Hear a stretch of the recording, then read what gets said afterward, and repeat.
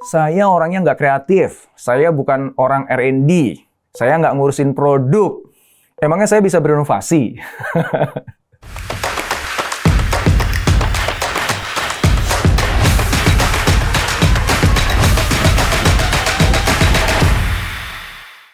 Oke, kalau misalnya kamu punya pikiran kayak tadi, itu sebenarnya kamu udah kejebak sama yang namanya mitos inovasi. Tuh, ya. Mitos ini kalau nggak di-debunk, ya, nggak dibongkar, itu nanti kamu kejebak terus dengan pikiran yang ngebuat kamu nggak pernah berinovasi apa-apa. Jadi yuk kita bahas yuk. Ada 5 aja deh, 5 mitos inovasi. Yang pertama adalah, kebanyakan orang nih sering berpikir bahwa yang namanya inovasi itu lahir dari orang-orang yang jenius. Wah, ya Kak, Steve Jobs, ya, gitu kan. Atau orang yang punya unique personality kayak Elon Musk gitu. Nah, gue kan siapa gitu?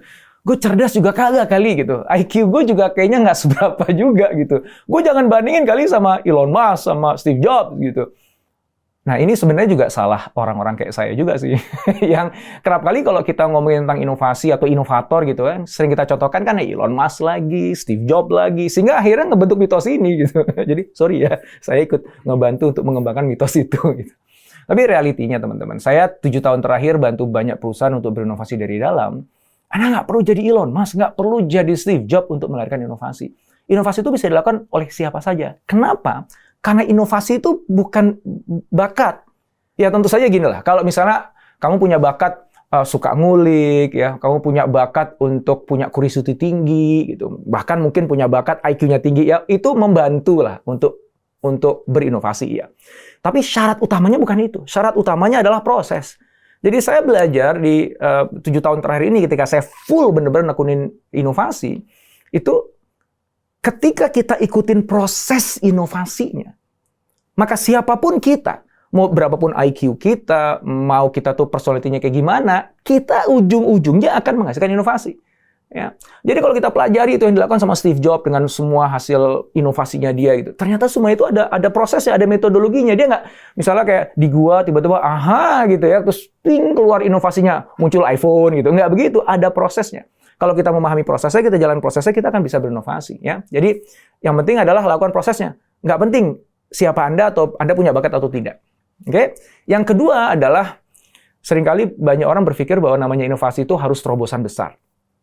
Which is sebenarnya nggak salah juga ya. Kalau kita punya inovasi yang melahirkan terobosan besar gitu, ngubah industri gitu, ya itu bagus, itu inovasi. Tapi tidak semua inovasi harus begitu. Inovasi itu ada juga yang kecil, yang incremental gitu. Selama memenuhi kaidah inovasi, apa itu? Berbeda dari sebelumnya, ya, atau bahkan baru, belum pernah ada sebelumnya. Dan perbedaan dan keterbaruan itu beneran menyelesaikan masalah. Beneran creating value, menciptakan nilai yang sebelumnya nggak ada gitu. Dan dipakai sama orang gitu. Nah, selama yang kita lakukan seberapapun kecilnya, seberapapun minornya, tapi memenuhi kaidah tadi, emang beda kok, sebelumnya nggak pernah ada. Ya, emang ini menyelesaikan masalah kok, yang sebelumnya nggak selesai-selesai. Ini benar-benar creating value kok, yang sebelumnya value-nya itu nggak ada. Dan ternyata dipakai sama orang gitu. Ya berarti Anda sudah berinovasi. Nggak harus terobosan besar. Mitos yang ketiga adalah inovasi kalau di perusahaan itu biasanya lahirnya dari R&D. Ya. Betul bahwa orang R&D itu tugasnya berinovasi untuk ciptakan entah produk baru atau formula baru, whatever lah. Tapi bukan berarti the rest of the employee, ya, selain orang R&D, employee yang lain jadi nggak punya tugas berinovasi atau bahkan nggak bisa berinovasi, nggak juga dong. Justru teman-teman semuanya sekarang ini udah jadi keniscayaan untuk berinovasi. Kalau misalnya inovasi di satu perusahaan itu hanya dimandatkan kepada sekelompok orang yang ada dalam departemen R&D, berat. Karena inovasi itu bukan hanya tentang melahirkan formula baru dan lain sebagainya, enggak gitu. Inovasi itu kan bisa diproses, gitu. Bisa juga di cara Anda jualan dan lain sebagainya. So every single person yang bukan hanya di R&D tapi di seluruh perusahaan itu sekarang terpanggil untuk melakukan inovasi dan bisa. Nah, yang keempat, ini mungkin nyambung sama yang ketiga tadi ya. Kebanyakan dari kita berpikir namanya inovasi itu pasti produk gitu ya. Karena seringkali dicontohinnya kan kayak gitu kan. Termasuk saya ya. Wah, ini inovasi gitu. Ada apa lagi? Oh, ini inovasi gitu. Mobil jalan sendiri inovasi gitu. Jadi di kepala kita tuh berpikir inovasi itu pasti produk gitu, bentuk fisik gitu. Padahal enggak gitu. Kayak aku tadi sempat sampaikan ya, kita ada yang namanya process innovation. Kamu inovasinya di proses yang kamu lakukan sekarang. Ya, ada business model innovation.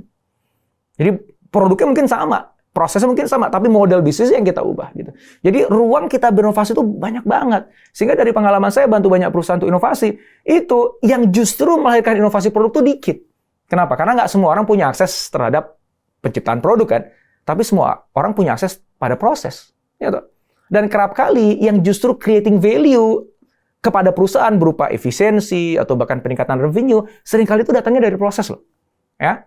Oke ya, jadi nggak ada alasan untuk nggak inovasi lagi ya. Oke, terakhir yang kelima nih. Orang tuh berpikir banyak namanya inovasi itu prosesnya kan perlu perencanaan yang sangat detail dulu. Ada anggaran gede dulu baru ada inovasi. Itu sebenarnya kita kejebak dengan paradigma lama ya, di mana istilahnya waterfall, di mana kalau kita ingin jalanin sebuah project itu perencanaannya harus detail dulu, speknya harus jelas dulu gitu, didesain dengan bagus dulu gitu. Anggarannya harus ada dulu baru bisa gerak gitu. Nah, kalau semua inovasi pakai proses yang kayak gitu, wah ya perusahaan ya mungkin setahun cuma bisa ada 3-4 inovasi doang gitu. Dan nggak semua orang bisa inovasi kan. Realitanya nggak gitu. Realitanya adalah namanya inovasi itu sebenarnya proses yang sambil jalan dipikirin gitu. Jadi perencanaan itu sambil jalan. Nggak harus punya rencana yang matang dulu, ada anggaran yang jelas dulu, baru dieksekusi, nggak begitu. Ya, kerap kali ketika saya bantu tim untuk berinovasi, malah mulainya dari, oke, kamu ingin bantu siapa? Kamu ingin inovasi dalam bidang apa? Yuk langsung kita launch aja yuk. Kita mulai gerak dulu. Kita ngobrol dulu dengan customers-nya, kita punya ide, kita buat prototipe. Anggarannya kita bahkan belum mengajukan apa-apa gitu. Ya, karena kita juga belum tahu mau mengajukan anggaran berapa, lalu inovasinya juga belum jelas kan. Nah, semuanya itu bergerak sambil jalan dan pada akhirnya karena dalam perjalanannya itu kita bisa buktikan bahwa oh ini works loh, ini enggak, dan kita belajar dan makin ke sini makin terbukti bahwa ide kita tuh beneran bakal menghemat anggaran perusahaan, bahkan solving problems. Akhirnya orang nggak susah kok untuk dukung kita. Anggaran nggak susah kok untuk cair juga gitu. Ya. So, dengan 5 hal yang aku ceritakan tadi mudah-mudahan teman-teman sudah terbantahkan ya semua mitosnya ya, dan teman-teman udah nggak ada alasan untuk nggak berinovasi. Ya, kita semua bisa berinovasi.